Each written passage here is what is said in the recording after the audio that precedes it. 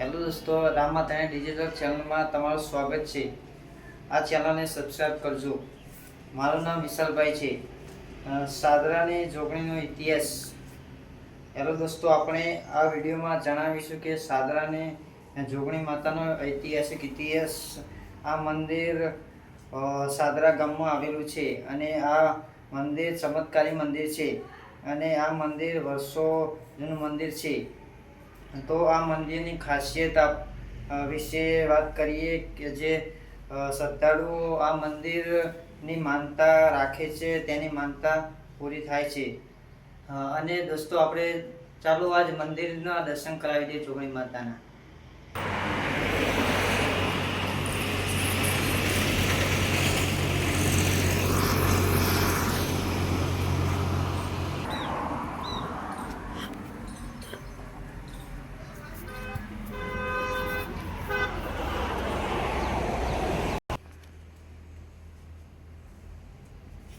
અને આપણે માતાજીના દર્શન કરીએ આપણે આ વિડીયોમાં। તો હવે આગળ ચાલુ કરીએ આપણે। અને ગમે તેટલી ભૂલો કરીએ તો પણ માં ખંખેરીને ખોળે લે છે। અને આ જોગણી માતા અને રવિવાર મંગળવારે હવા શેરી નિવેદ ચડાવવામાં આવે છે। અને જો આ સાદરાની જોગણી બારસણીયા પરિવારને મળેલી છે। અને આ મંદિરના ઇતિહાસમાં કહેવામાં આવી છે કે તમારું ગમે તેવું અટકેલું કામ હોય તોય તમે શ્રદ્ધા અને વિશ્વાસથી જો માનતા રાખો તો કામ જરૂરથી પૂરું થાય છે।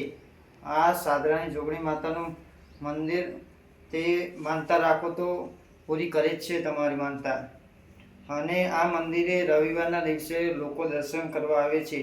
અને આ મંદિર મહેસાણા જિલ્લાના કડી તાલુકાના સાદરા ગામમાં આવેલું છે।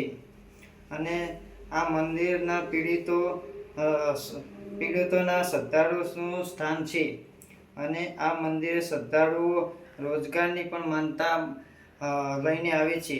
હિન્દુ ધર્મમાં અને ખાસ કરીને ગુજરાતના ગ્રામ્ય સંસ્કૃતિમાં જોગણી માતાનું વિશેષ સ્થાન છે। લોકવાયકા મુજબ જોગણીઓ આદ્યશક્તિના જ સ્વરૂપો છે।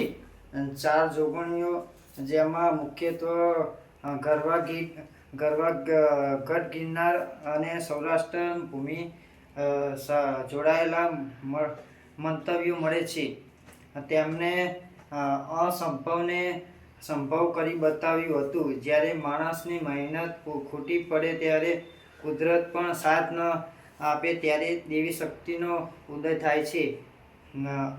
આ કથા પણ એવા જ દુષ્કાળ અને સંકટના સમયની છે।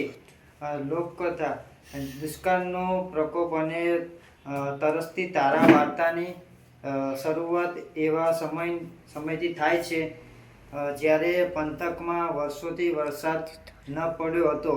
નદીઓ સુકાઈ ગઈ હતી, કૂવાઓના તળિયા દેખાવા લાગ્યા હતા અને અબોલ પશુઓ પાણી વિના ટપોટપ મરવા લાગ્યા હતા।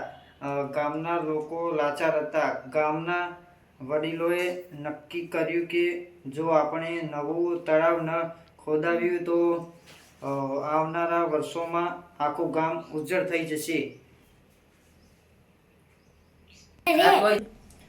ભવિષ્ય એ હતો કે આટલી કઠણ અને પાતાળ જમીન ખોદવી કઈ રીતે?